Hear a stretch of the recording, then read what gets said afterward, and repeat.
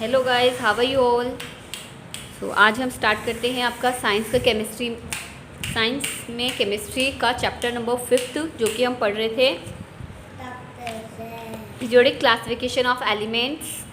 तो हम हमारे पिछले वीडियो में देख चुके हैं डॉबनियर के ट्रेड्स के बारे में कि डॉबनियर ने 3 का एक ट्रेड बनाया था और उनका ये जो क्लासिफिकेशन एलिमेंट्स को क्लासीफाई करने का जो ये था ट्राइड था, ये ज़्यादा सक्सेसफुल नहीं रहा था और इनकी जो लिमिटेशंस थी उसके बारे में पढ़ चुके हैं। आज हम मेंडलीज लॉ ऑफ ऑक्टेव पढ़ेंगे। तो स्टार्ट करते हैं हम Mendeleev's law of octave. The attempts of Dobereiner encourage other chemist to correlated the property of element with their atomic mass. तो जो डॉबनियर ने कोशिश करी थी, अटैम्प्ट्स किए थे, उसको कोरिलेटेड करते हुए उसी को कोरिलेटेड करते हुए जो एलिमेंट्स हैं उनकी प्रॉपर्टीज़ और उनके एटॉमिक मास को कोरिलेटेड करते हुए आगे और भी अदर केमिस्ट थे, उन लोगों ने क्या किया, अटैम्प्ट स्टार्ट किए इसको करने के, ठीक है ना, अपने एलिमेंट्स को अलग अलग करने के, एलिमेंट्स को क्लासीफाई करने के। In 1866 John Newland an English scientist arrange the then known element is the order of increasing atomic mass. तो 1866 के अंदर जॉन न्यूलैंड जो कि इंग्लिश साइंटिस्ट थे, उन्होंने एलिमेंट्स को अरेंज किया उनके बढ़ते हुए एटॉमिक मास में ही, जो कि डॉबनियर ने भी किया था, बट उन्होंने ट्राइड बनाया था, केवल 3 का ही लिया था, है ना। He started with an element having the lowest atomic mass hydrogen and the end at thorium which was the 56th element. उन्होंने स्टार्ट किया एलिमेंट, सबसे लोएस्ट एलिमेंट से स्टार्ट किया था उन्होंने, जो कि हाइड्रोजन है, और एंड किया था थोरियम पर, जो कि 56th एलिमेंट है, ठीक है।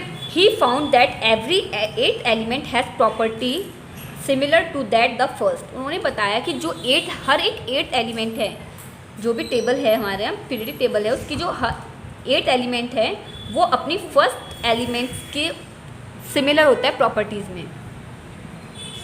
He compared this to the octave found in music। और उन्होंने इसे कंपेयर किया किससे, जो म्यूज़िक होता है उसके अंदर जो नोट्स होते हैं उनसे इसे कंपेयर किया, ऑक्टेव को कंपेयर किया।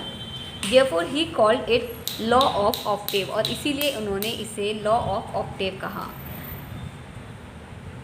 It is known Newlands law of Octave, और इसे बाद में न्यूलैंड्स लॉ ऑफ ऑक्टेव भी कहा गया। In Newlands octave the property of lithium and sodium were found to be the same. अब जो उन्होंने ऑक्टेव रखा था उसमें जो प्रॉपर्टी थी लिथियम की और सोडियम की वो बिल्कुल सेम थी एक दूसरे, क्योंकि लिथियम 3rd पे आता है, वहीं पर सोडियम क्या आता है 11th पे आता है। तो 8th एलिमेंट हो गया, लिथियम से सोडियम 8th एलिमेंट है, तो इसकी और इसकी प्रॉपर्टी बिल्कुल सिमिलर थी। Sodium is the 8th element after lithium. Sodium क्या था, 8th एलिमेंट था लिथियम में।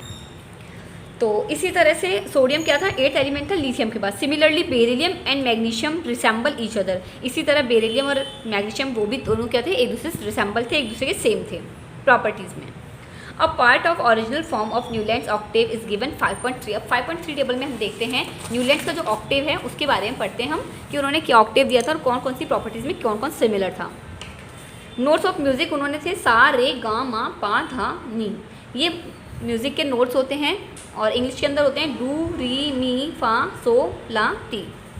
तो इन्होंने देखा था। अब देखेंगे हम इनके अंदर hydrogen, fluorine, chlorine, cobalt, nickel and beryllium, इन सब का क्या है, सेम प्रॉपर्टीज़ हैं। इसी तरह lithium, sodium, potassium, cupric and rubidium, इन सब की सेम है। Beryllium, magnesium, calcium, zinc and strontium की सेम है। बेरिलियम, एल्यूमिनियम, क्रिप्टॉन, इन सब की सेम है। इसी तरह इन सब की प्रॉपर्टीज़ सेम हैं। तो हर एक एलिमेंट के बाद में ये देखिए 3 4 5 6 7 3 4 5 6 7 8। तो ये इसके बाद वाला जो एलिमेंट आएगा, 8 के जस्ट बाद वाला एलिमेंट है वो क्या आएगा, इसके जस्ट सेम आएगा। इसी तरह से फिर 8 के बाद में ये एलिमेंट है, इसकी प्रॉपर्टी सेम होगी। तो इस तरह से इन्होंने बताया कि हर 8वें एलिमेंट की प्रॉपर्टी अपने पहले वाले एलिमेंट से सेम होती है, फर्स्ट एलिमेंट से सेम होगी हर 8 एलिमेंट की प्रॉपर्टी। अब ये इनकी जो ये लॉ था, ये इसमें कुछ लिमिटेशंस थी, उन लिमिटेशंस के बारे में हम पढ़ते हैं। It was found that law of octave was applicable only up to calcium. उनका जो लॉ था ऑक्टेव का केवल एप्लीकेबल था कैल्शियम तक। After calcium every 8th element did not possess property similar to that the first. जो 8 calcium के बाद में जो भी एलिमेंट्स थे वो अपने से 8 एलिमेंट के बिल्कुल भी सिमिलर नहीं थे प्रॉपर्टीज़ के अंदर। सेकंड था, it was assume by Newlands that only 56 element exists in nature and no more element would discover in the future, but later on several new elements were discovered. Those properties did not fit into the law of octave. अब जो Newlands थे उन्होंने क्या assume कर लिया था कि केवल 56 एलिमेंट हैं वही रहेंगे नेचर में और आगे एलिमेंट्स फ्यूचर में कोई डिस्कवर नहीं होंगे, बट ऐसा नहीं हुआ। बहुत से न्यू एलिमेंट्स थे वो डिस्कवर हुए और वो प्रॉपर्टीज़ के अंदर बिल्कुल फिट नहीं हो पाए जो कि ऑक्टेव लॉ के अंदर थी। In order to fit element into his table, Newlands adjust 2 elements in the same slot but also put some unlike element under the same node. अब उन्होंने क्या किया था, न्यूलैंड ने क्या किया था, अपने इसको फिट करने के लिए एक स्लॉट के अंदर दो एलिमेंट्स को भी रखा था। और किसी स्लॉट में तो उन्होंने क्या किया था, किसी में तो क्या लिखा था उन्होंने, जो सेम एलिमेंट्स नहीं थे प्रॉपर्टीज़ में सेम, उनको भी साथ में रख दिया था।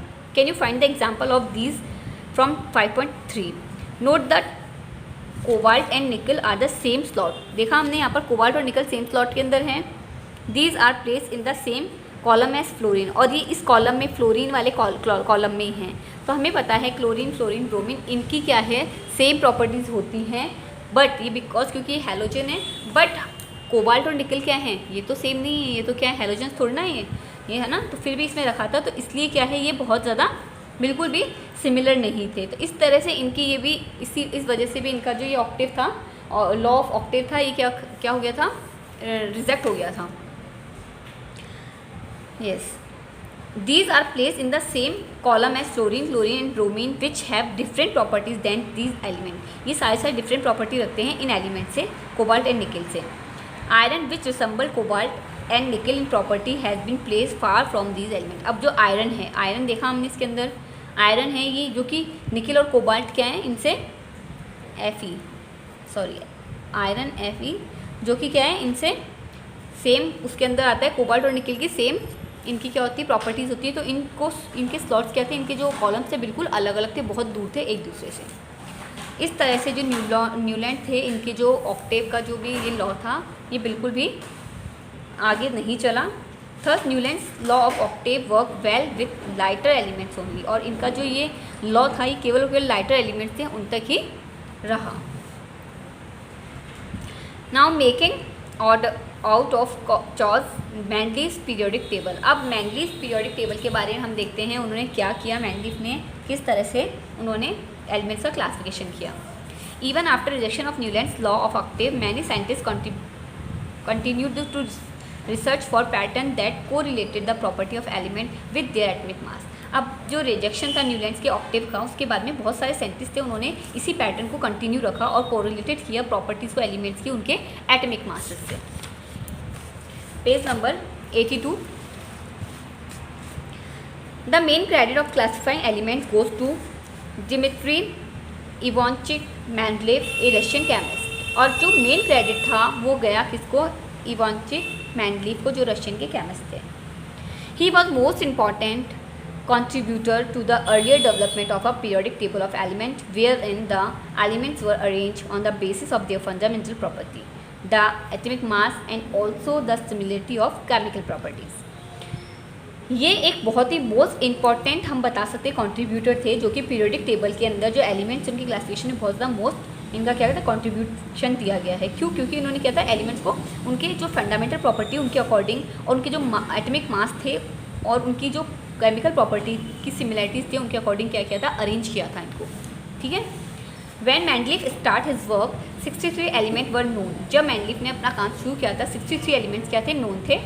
He examine the relationship between the atomic mass and the elements and their physical and chemical properties. अब उन्होंने क्या किया था, एग्जामिन किया था रिलेशन को एटॉमिक मास और एलिमेंट्स की फिजिकल और केमिकल प्रॉपर्टीज़ को। एलिमेंट्स की जो फिजिकल और केमिकल प्रॉपर्टीज़ हैं, लाइक फिजिकल प्रॉपर्टीज़ में वो कैसे दिखते हैं, कैसा उनका जो टेक्सचर कैसा होता है, उनमें मतलब क्या चीज़ें जो भी हमें फिजिकली दिखती हैं वो सारी फिजिकल प्रॉपर्टीज़ होती है। केमिकली यानी कि वो किस चीज़ से रिएक्शन कर सकते हैं, तो सारी इनमें क्या किया इन्होंने, एक रिलेशन बनाया इनके एटॉमिक मास से और उनकी केमिकल फिजिकल प्रॉपर्टीज़ में। अमंग केमिकल प्रॉपर्टीज मैनलीफ concentrated to on the compounds form by element which oxygen hydrogen. अब इन्होंने इन केमिकल प्रॉपर्टीज़ को कंसनट्रेट करते हुए कंपाउंड्स बनाए थे जो कि एलिमेंट्स हाइड्रोजन और ऑक्सीजन थे, इनसे क्या थे कंपाउंड बनाते थे। जो अदर एलिमेंट्स हैं वो क्या करते थे, हाइड्रोजन और ऑक्सीजन है ना, इनसे क्या करते थे कंपाउंड बनाते थे। He selected hydrogen and oxygen as they are very reactive and form compound with most element. अब उन्होंने केवल 2 ऐसे एलिमेंट सेलेक्ट किए थे, हाइड्रोजन और ऑक्सीजन, जो कि बहुत ज़्यादा रिएक्टिव थे और बहुत ही जल्दी बहुत ही ज़्यादा एलिमेंट्स से उनके साथ क्या करते थे, कंपाउंड बना सकते थे। The formula of hydrates and oxide form by an element was treated as one of the basic property of element for its classification. और बहुत बड़ा उन्होंने एक क्लासिफिकेशन के अंदर एलिमेंट्स की क्लासिफिकेशन था, उसके अंदर एक बहुत बड़ी चीज़ दी कि जो हाइड्राइड और ऑक्साइड थे, इनके फॉर्मूले थे, इनके फॉर्मूले जो एलिमेंट्स थे उनकी बेसिक प्रॉपर्टीज़ होती ना, वो इसकी क्लासिफिकेशन के अंदर बहुत ज़्यादा इंपॉर्टेंट रहा। मतलब उन्होंने जो हाइड्रोजन और ऑक्सीजन से जो भी फॉर्मूले बनाए थे हाइड्राइड और ऑक्साइड वाले, उनकी जो प्रॉपर्टीज़ थी वो इनके क्लासिफिकेशन के लिए बहुत ज़्यादा इंपॉर्टेंट थी। He then took 63 card and on each card he wrote down the property of one element। अब उन्होंने क्या लिया, 63 कार्ड लिए और हर एक कार्ड के ऊपर हर एक एलिमेंट की प्रॉपर्टी लिखते गए। He sort out the element with similar property and pinned the card together on a wall। He observed that most of elements got a place in a periodic table and were arranged in order of increasing atomic masses। अब उन्होंने क्या किया, जो भी उनके जो sort out किया उन लोगों ने सिमिलर प्रॉपर्टीज़ वाली को, उनको पिन कर दिया एक वॉल के अंदर। अब उन्होंने ऑब्जर्व किया कि एलिमेंट्स हैं उनको सबको पीरियोडिक टेबल के अंदर उनके एटॉमिक मास के मतलब इंक्रीजिंग ऑर्डर के अंदर क्या किया, उनको अपनी प्लेस मिलती गई। एलिमेंट्स को उनके इंक्रीजिंग एटॉमिक मास के अंदर उनकी प्लेस मिलती गई। It was also observe that there occur a periodic recurrence of element with similar physical and chemical property। On this basis Manley formulate a periodic law which state that the property of element are the periodic function of their atomic mass। और इस तरह से उन्होंने observe किया कि किस तरह physical और केमिकल प्रॉपर्टीज़ थी पीरियोडिक टेबल के अंदर, क्या थी, सेम थी उनके एटॉमिक मास से।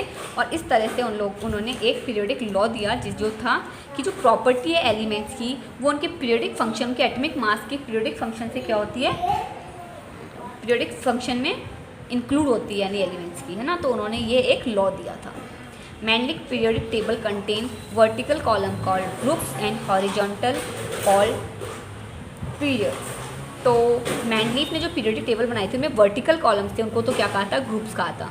जो वर्टिकल कॉलम्स थे इनको क्या कहा था, ग्रुप्स कहा था। वर्टिकल कॉलम्स देखेंगे हम पेज नंबर 83 पर देखते हैं। वर्टिकल कॉलम्स से इन सबको क्या कहा था, ग्रुप्स कहा था, जबकि जो हॉरिजॉन्टल है इन्हें क्या कहा था, पीरियड्स कहा था। तो उन्होंने इस तरह से कितने पीरियड्स बनाए देखें, 1 2 3 4 5 और 6 पीरियड्स, और इधर कितने ग्रुप हैं, 8 ग्रुप बनाए।